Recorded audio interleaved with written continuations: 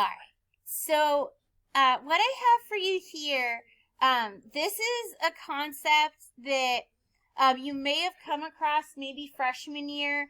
But one of the reasons I like to do a Christmas Carol for our final is it's going to dovetail really nicely in the second semester. So this semester, we've been studying morality. We started off by looking at Plato's cave and the quest for truth. Then we looked at the secular ethical systems and how the logic behind those worked. Then we started going into Catholic ethics. So we looked at human nature because Catholic ethics is teleological. So in order to understand it, we have to understand human nature from a Catholic perspective. We looked at the hierarchy of goods and the levels of happiness because in Catholic morality, the whole purpose of being a moral person is it's going to make you happy. And then we looked at law, conscience, and freedom. And then finally, we looked at the parts of the moral act and the actual method and principles Catholics use when doing morality. And in that unit, we also looked at the idea of sin, because for Catholics, when you do something wrong, it's not just like you broke a law or something. Sin is, sin shows you that it's much deeper than that. So one term that will be very important second semester, but we see it in our example of A Christmas Carol, is social sin. So this is the definition from the Catechism. It reads, sin makes men accomplices of one another and causes concupiscence, violence, and injustice to reign among them. Sin gives rise to social structures and institutions that are contrary to divine goodness. Structures of sin are expressions and the effect of personal sins. They lead their victims to do evil in their turn, and in an analogous sense, they constitute a, quote, social sin. So what's a structure of sin? Structures of sin are present in our laws, cultural customs, financial systems, and business practices. So, so these are all ways in which our sins can become part of our social structure. And some examples of social sins would be racism, war, abortion, death penalty. So if we take the example, of racism, in the United States, racism was a structural part of our nation's legal system. We had laws that made slavery legal. We had Supreme Court decisions that allowed segregation to exist. So racism wasn't just a personal sin of individual racist people. It became part of the social fabric of our country. And poverty is also a social sin. And we see examples of how it was part of the social structure in the laws that are mentioned in kind of indirectly in A Christmas Carol. So Scrooge mentions the workhouses, and the workhouses exist because of a series of laws called the Poor Law and the New Poor Law.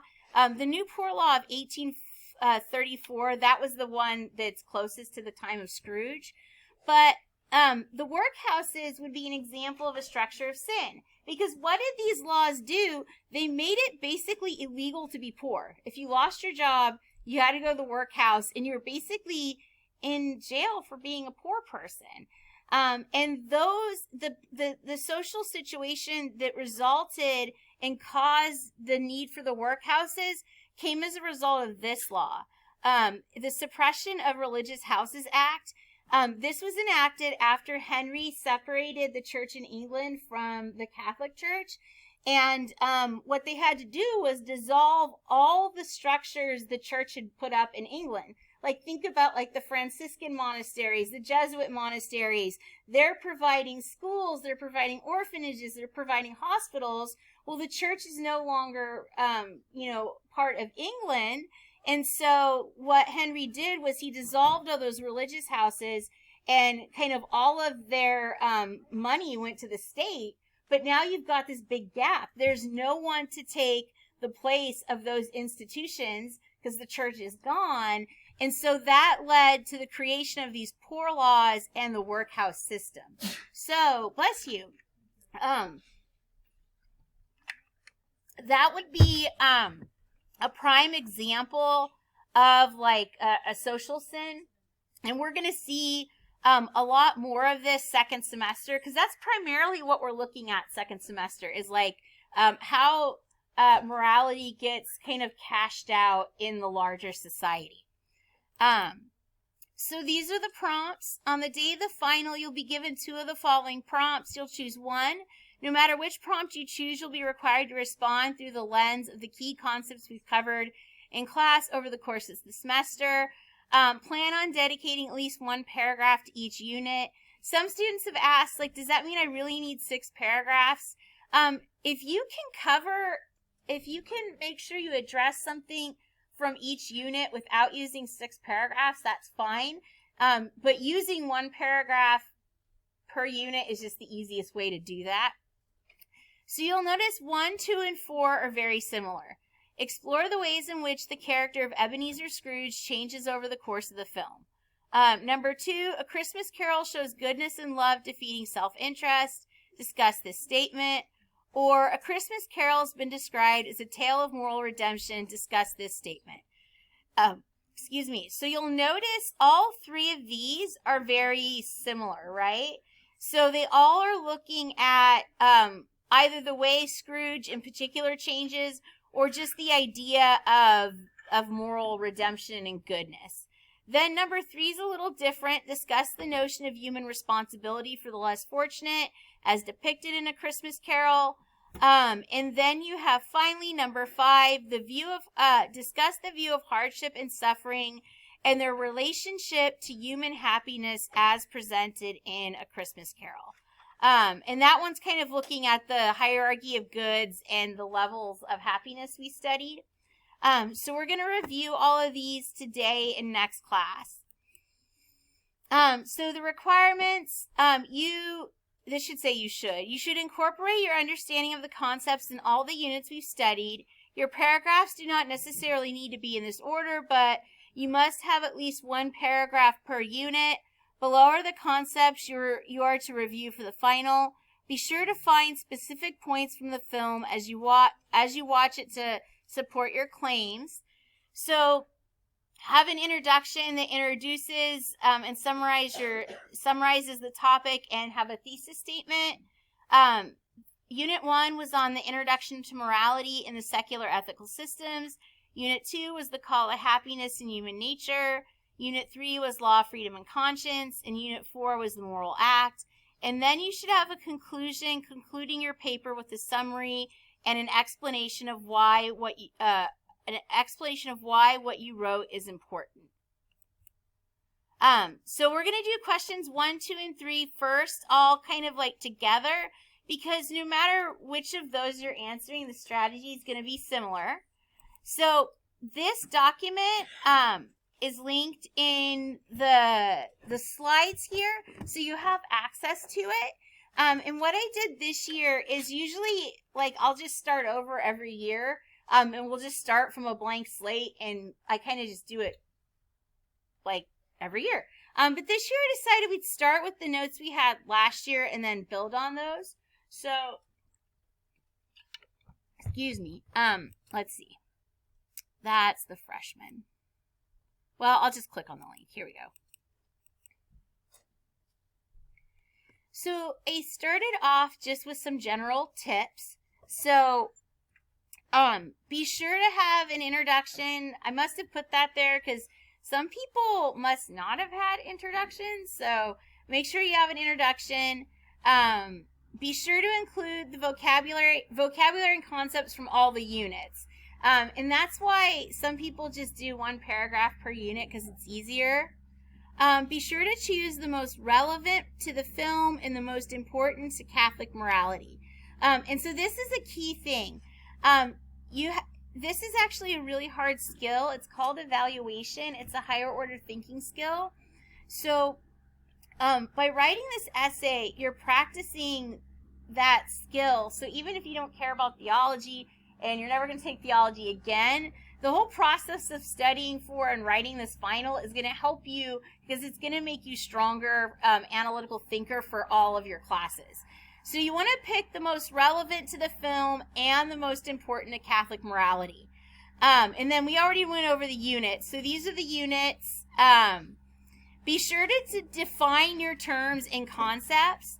So sometimes students don't always define the terms unless it's really explicit, and I'll show you an example of what the definition is. Let me close the door. It's kind of loud. I don't know what that sounds like.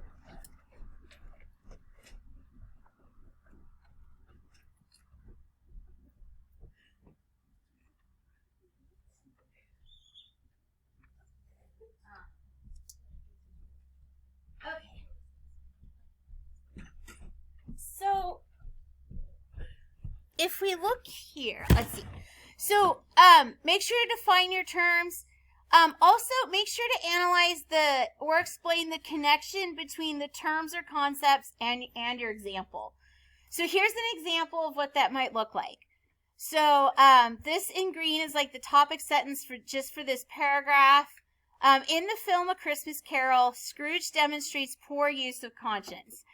Conscience is a power of the intellect that allows us to make moral judgments about actions we're going to perform, are performing, or have performed. When approached by Poole and Hacking, the philanthropists, Scrooge responds to their request for a donation by saying that the poor can, quote, die to decrease the surplus population. This is a poor use of conscience because Scrooge has made an erroneous judgment. We know his judgment is an error because he's failed to recognize the inherent dignity of the poor. He does not see those in poverty as deserving of life. We know that all human beings are equal in dignity because this is revealed in Scripture in Genesis 1 and 2. Furthermore, it's a key aspect of the natural law. And then there's just an ellipsis there because it would have gone on. But some things to notice about this paragraph. Notice that conscience is clearly defined. So it's clear that you know what a conscience is. Then it goes into the example. And then it clearly says, like, why it's a poor use of conscience. With the term erroneous judgment, that doesn't really need a definition because it's pretty self-explanatory. So it says, we know his judgment is an error. So it's kind of defined there. But it also explains exactly what's the connection between the vocabulary and the example from the film. So some ideas for the introduction that students have used in the past. Remember, what's the type of writing you're doing? It's a moral analysis of A Christmas Carol. So it's not super argumentative. It's more kind of explanatory. You could give a brief summary. But let's note that here, you can assume your reader knows the story. So you only need to summarize where it's necessary. You could define morality or ethics in your introduction. That would be nice. What is ethics? It provides a systematic set of principles to guide people to live moral lives.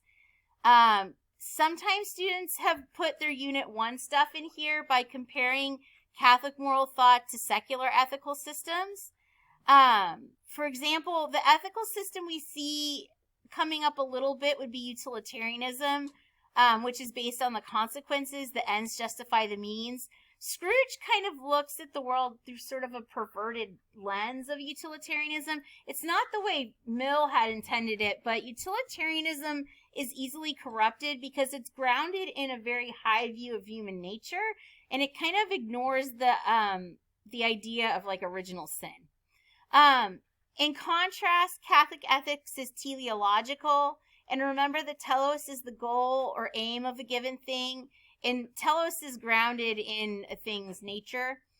Catholic ethics seeks to know what's good for human beings based on their nature.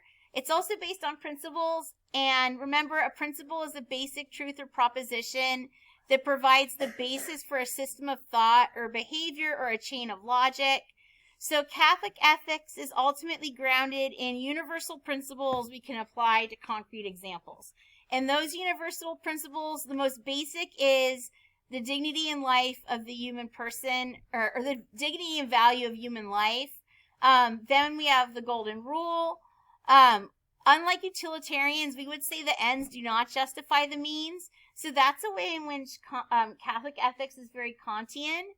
And we must always proceed from a place of love and respect for the neighbor's conscience. So even when we think someone's doing something that's like objectively wrong, you still have to respect their conscience. So we're going to look at ideas for 1, 2, and 4. Those are the 3 that focused on like how Scrooge changes. So we could give tons of different examples of how he goes from selfish to generous, from lonely to in relationship. So for this, the way you organize it, you could have one example that relates to something from each unit.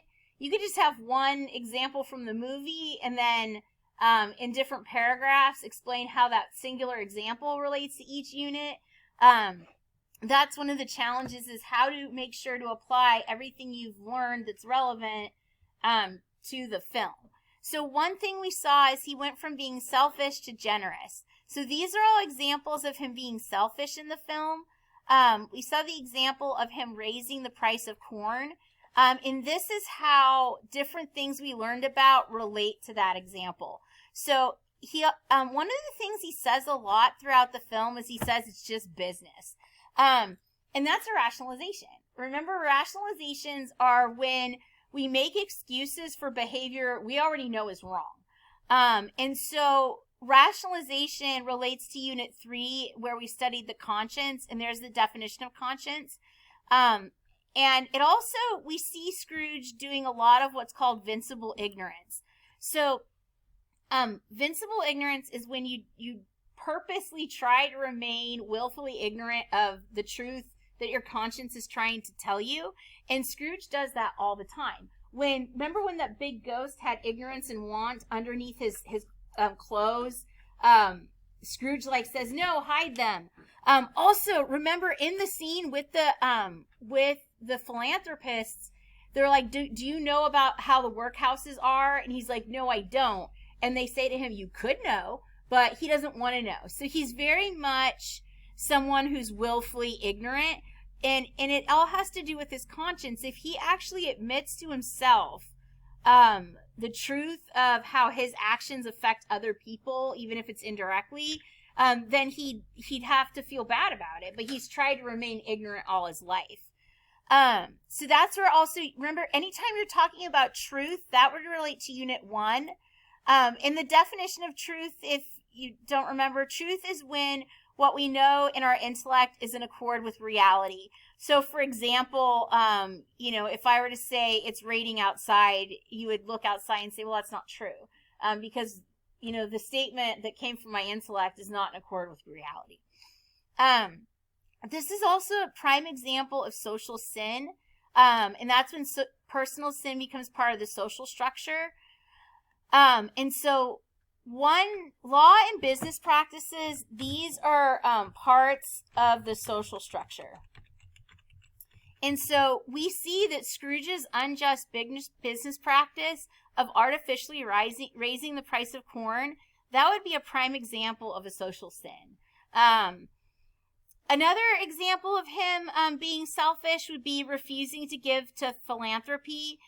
You could bring in here the idea of a sin of omission. That related to Unit 4, where we talked about sin. Poole and Hacking said, those who have means should provide for the poor. And that reminded me of the quote from Jesus in Luke's Gospel. Much will be required of the person entrusted with much. Still more will be demanded of the person entrusted with more. So what Jesus is saying here is, if you have more, you have a greater responsibility to help those who have less. And so from a Christian perspective, we would say, because you can ask the question, what is the degree to which Scrooge is actually morally responsible to give his money away? And from a Christian perspective, this scripture provides evidence that he does have some responsibility to donate to the philanthropists. And we know that Scrooge seems to realize this because he rationalizes his behaviors again. He gives 3 reasons to justify his behavior. One he says, well, they could just go to the workhouses. Second, he says, well, I pay my taxes. I don't have to do anything else. I've already done my fair share. And then he finally says, well, then just let them die to decrease the surplus population. And that's a really kind of heartless thing to say. Like, well, and that kind of thought is related to ideas surrounding like eugenics and social Darwinism that, well, maybe these people are just, you know, unfit so they could just get out of the gene pool or something. A third example of where he was selfish was when he wouldn't buy coal to heat the office. That's probably not the strongest example. Another question you could ask, though, and this would also get into ideas surrounding social justice, is to ask the question of, does he pay a just wage? And in the movie, they brought up exactly how much Cratchit made. So I did a little research, and I found this article, a fact check from USA Today, and it's from 2022, so it's in like today's dollars. In today's dollars, Cratchit made about $13.50 an hour. Now, the federal minimum wage is $7.25. So that seems like, well, he's making a pretty good wage. However, if you look at what the federal poverty line is for a family of 6, he's making $27,574 a year. But I don't know why that's so small. The federal poverty line for a family of 6 is $40,000. So he's like well below the poverty line. So that is an objective metric you could use to argue that perhaps Scrooge isn't paying him a just wage. In the end, Scrooge does decide to pay him more. It doubles his salary. So that's also evidence that Scrooge realizes that he wasn't paying him enough. Another example you could use is he went from being lonely and isolated to being in relationship. And so, for example, we can see that he wouldn't go to the Christmas party with his nephew. And here you can bring in human nature, and I'll bring it in more down here. One of the key defining characteristics of human beings is we're social animals. We have to be with each other. And kind of a biblical evidence of that is in Genesis 2:18 when the scripture says it's not good for man to be alone. I'll make a helper suited to him. And so we see that it's part of the reason he's so unhappy is he's lonely. And so another example of him being lonely is when he didn't support Marley when he was dying. The people who, the guys at the stock exchange mentioned that. When they have the flash forward to Belle and her husband, her husband mentioned that Scrooge was working in the customs house and not there with Marley as he died. You could also just describe his lifestyle, that sad scene when he went home on Christmas Eve to a cold house with only one candle. I mean, the dude's rich. He doesn't even have servants, you know? And, you know, you could describe just the loneliness of his life, especially when you compare it with Fred or the Cratchits.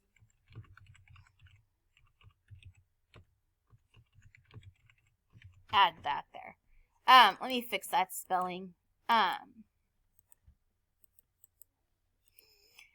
So after, where do we see examples of him being in relationship? He went with Fred and his wife, Janet, for Christmas Day. Supper. And they mentioned it made them happy. This is where you could bring in the Unit 2 hierarchy of goods, levels of happiness. Scrooge was able to find happiness in being in relationship for himself, but he also made others happy. And remember, that's level 3 contributive, because he's not doing it for himself. He's doing it for the good of his nephew and his wife. We saw that he became a second father to Tiny Tim. And so you can compare with when he first saw Tim. Remember, the very first time he saw Tim was Tim was outside the office. and Scrooge said to him, said to get out of here, no begging. Scrooge thought Tim was like a street urchin, as Dickens would say. And he just kind of looked at him like, that's the surplus population. He's not important. Let's put that there. Doesn't see his dignity. Surplus population. But then when he saw him with the ghost of Christmas present, remember, Scrooge showed concern, and then the ghost convicted him and said, oh, that's the surplus population you were talking about. And that kind of convicted Scrooge's conscience, and we see him starting to change. And then he became a second father to Tiny Tim. And the implication is that it isn't just his money that he gives. He gives his time and his love. And so he actually, even though he doesn't have his own family, he's able to become part of the Cratchit family. Because remember the scene where it showed what Belle's life was like, and he's watching it, and he's like, oh, that could have been me. And he seems kind of sad about it. He's able to like get that through being in relationship with the Cratchits at the very end. Another thing is you could talk about how he goes from being unhappy to joyful. And this has some of the human nature stuff here I put in. You could talk about human nature and the levels of unhappiness. So he was deeply unhappy. And when we ask, why is he unhappy? You could compare him to what we know about human nature. So the purpose of a moral life is happiness. And so remember, the first principle of the natural moral law is do good, avoid evil. What is the good? It's conducive to well-being, to our nature. Bless you. So for example, meat is good for cats. So this is the objective aspect of morality. Because of our human nature, there are certain goods that are necessary for human flourishing. For example, humans need to be in relationship. We know this to be true because it's a principle of the natural law. And those are just some deeper notes that I don't even know if we need these. If you need to define natural law or not. We also know this from Revelation, from the Golden Rule and the Love Commandment. So, part of the reason that we see the relationship between Scrooge's unhappiness, his lack of relationships, and his lack of morality. There's a connection there. And you could talk about that. There's also a subjective aspect of morality. Everybody has to be in a relationship, but what those relationships is going to look like is going to be different for different people. Like, some people have families, some people become nuns, some people have lots of friends. I heard social media, they keep talking about dinks. Have you heard of dinks? Or those dual income, no kids, right? That's another way of living your life. But you're still in relationship, right, with your spouse. So, also we have the idea of human nature and the role the soul plays. I don't even know. Can I make a comment on this? Sorry, I know this is boring. Not super relevant. Yeah, I don't, we have this from last year. I'm not sure how it was connected. But remember, your soul has the power of intellect and free will. Your intellect allows you to know the good. Your free will allows you to choose it. And your body has the power of appetites and passions. Yeah. And for Scrooge, when we look at the hierarchy of goods, what's the highest good for him? It's money. And he's a really strange character. What is the hierarchy of goods? Remember, a hierarchy is a ranked order. And the hierarchy of goods ranks goods highest to lowest. And it's important for morality. Let's add that here. Hang on, let me do a fix this. I don't want to. Oops, here it is. Okay. So, the hierarchy of goods is important for morality because sometimes we have to choose between more than one good thing, and we'll be happier if we choose higher goods. And so Scrooge's unhappiness is linked to his poor choice of goods. There, that's better. That makes more sense, huh? So there's also relative goods. Relative goods are goods that are things that are a means to an end. Things or goods that are a means to an end. An example is money. Money is the means to the end of buying something to support your family. Why do you want money? To buy stuff, right? The money isn't really what you want. You want to buy the stuff. There's also absolute goods. These are things that are good in and of themselves.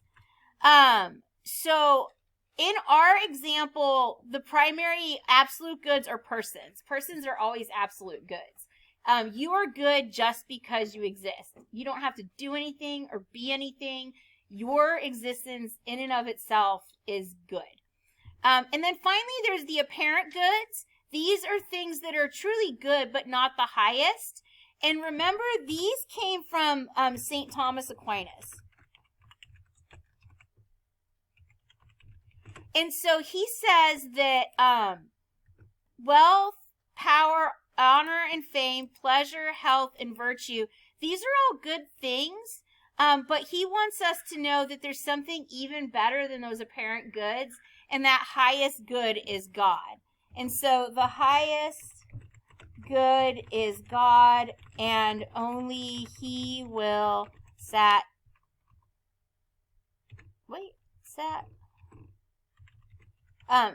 fully satisfy. And God is kind of in the background of A Christmas Carol.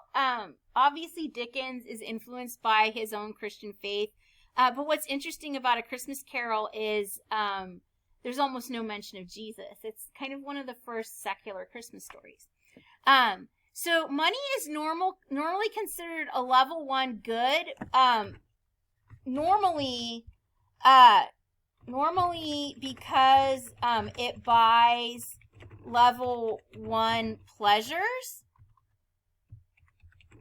And remember, the level 1 pleasures are things like immediate gratification, good food, fun times. But for Scrooge, it's level 2 because for him, it's an idol. Remember, Belle said, another idol has replaced me. Let's add that here. Belle said, when she left Scrooge, Belle said, another idol has replaced me. So she said, another idol has replaced me. Whoops. And so, typing all these wrong. Fix that. So she said, another idol has replaced me. And so we see that the higher good is Belle because she's an absolute good, because she's a person. But he chooses money. And that's part of the reason why he's so unhappy. because he thinks that money is the ultimate good, right? But since money isn't, he's never going to be happy as long as he's just choosing money. And in Catholic ethical thought, we're not saying money's bad. Like, and it's not bad to be rich either. The thing is, you always have to have your heart ordered to the highest good, which is God. So because it's an idol, it blinds him from what's truly good, like the love of neighbor or the love of his fiance. And Scrooge's blindness kind of reminds us of Plato's cave. It's almost like, remember in Plato's cave, like the philosopher tries to go back and get people to come out, but they don't want to listen. It's almost a sort of like, it's almost like the ghosts are like trying to bring Scrooge out of his cave. Like, come on, out of the cave. We're going to show you past, present, and future. We're going to help you see the whole truth of who you are. And that's sort of kind of what the, what's happening here, right? Excuse me. So, we could also, if you wanted to bring in some Christian scripture, Jesus says in Matthew 6, no one can serve two masters. He'll either hate one and love the other, or be devoted to one and despise the other. You cannot serve God and mammon. And so what Jesus is saying there is you can't love God and money as the same ultimate good. Basically, he worships money like it's the ultimate good. The ultimate good is God. In other words, transcendent truth, beauty, goodness, love, and justice. Another example is you could talk about him in terms of virtue and vice. We already kind of did that up here. So if we go up here, we already started sort of doing that because selfishness is a vice. But other vices you could look at, I have listed here. Remember, virtues are habits or steady dispositions that help us to live a good and balanced life. It's a mean between two extremes. And so vices from before, one is insensitivity. Insensitivity is a disorder of temperance in which you can't enjoy pleasure. And so Fezziwig, remember, or Fred, you could compare Scrooge to them. Like, they're kind of examples of the good life. You can have, like, at Fezziwig's party, it was really interesting because the ghost is like, oh, didn't he spend too much money on that? And Scrooge is like, oh no, it wasn't that much money, but Fezziwig brought us so much happiness with a little money. And so at one time Scrooge was able to enjoy a party and having fun with friends. But it's his obsession with money that kind of created the vice in him.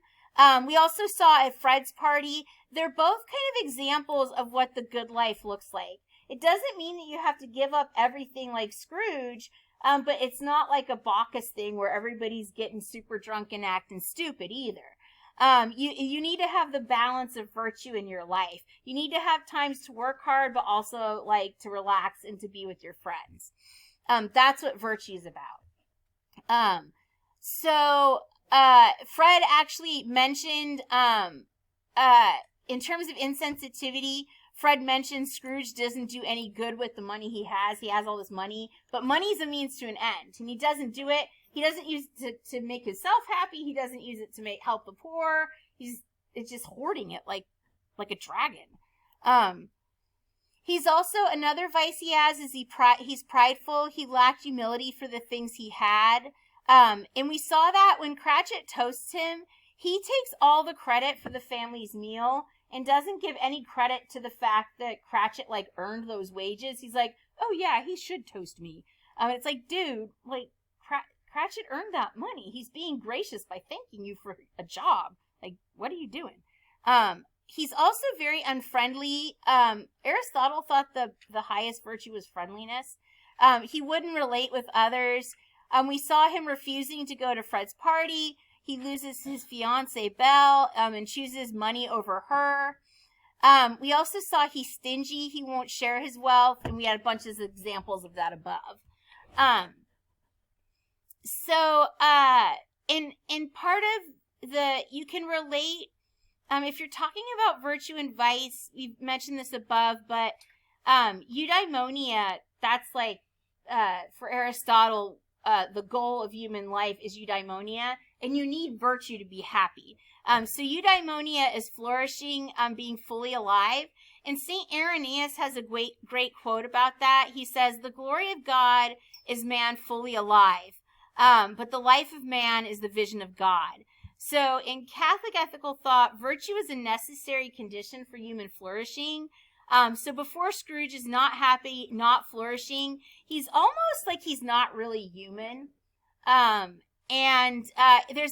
You could talk about the connection between his lack of humanity, happiness, and his bad moral behavior. They're all kind of in a feedback loop. It's all his vice that causes him to isolate himself and do bad things, and all of that just makes him even more unhappy. And it isn't till he breaks out of that he's able to become a good person who's happy, who has friends, and who has family. What are some examples of him gaining virtue? He gains the virtue of temperance. He can enjoy drinks with Fred and his wife. That's a level 1 pleasure, and he's finally able to enjoy it. Gratitude. He's grateful for the gift of Christmas and the knowledge he gained from the ghosts. In that last scene, he's kind of jumping for joy and thanking the ghosts. We see he gains friendship with Fred and the Cratchits. He also becomes generous. He's generous with his wealth. He shares with the philanthropists. He even made back payments. That's evidence that he really changed, because he's actually going over and above what he had to do. He shares with the Cratchits. He gave them a turkey. He also gives Bob Cratchit a raise, and he became a second father to Tim, and he helped the family financially and with care and support. And they mention in the like kind of closing epilogue of the film, like that Tim got better because of Scrooge. And we saw the scene where Tim had died, and Bob Cratchit was like getting kind of sad, but as they remembered him, he's like, "I'm a truly happy man." Scrooge was able to change like the future because he changed the way he was living his life. So we have maybe 9 minutes left, but this is a good place to. Oh wait, hang on. Tip. Oh, what is this example? Oh, so this example. Let me just explain what this is. This is an example of how to use the parts of the moral act. So let me write that there. This is an example of how to use the parts of the moral act from Unit 4. So one of the things you could do is you could talk about a different moral action of the character. So when he gives to the philanthropists, what does he do? Shares with the philanthropists. What's the moral object? He gives to the poor. Is that morally good? Yes. How do we know it's morally good? Jesus commands us to love neighbor. The natural law also shows us that we need to be in society and avoid offense. What was his intentions? Maybe this goes more to the circumstance. I'm going to take that out of there. He learned that he's responsible for his neighbor. So his intention is to help his neighbor. And he learned that from the example of ignorance and want. The ghost showed him that those were his children too. The circumstance, relevant details, including the consequences. He helped make life better for the poor in his community. He has the means to do so. That would actually kind of make it a little less good because he has tons of money. It's more good if you have a little money and you give it away. And then he gives more than he has to, which increases the moral worth. So I don't know what that was for. you could talk about the Cratchit's family life as a moral act, like the way they live, I guess, maybe, the tip he gave. But I have some other examples in the notes down here that show all other ways you can use the parts of the moral act. So we'll stop here. And next class, this is just another example of his change. Next class, we'll go over the other two prompts and how you can answer those. Does that sound good? All right. And just remember to think about it. So if you have any questions, I can answer them next class. We still have it's 2:53, so we still have time. Don't get up and leave yet. So just kind of sit and relax until it's time to go.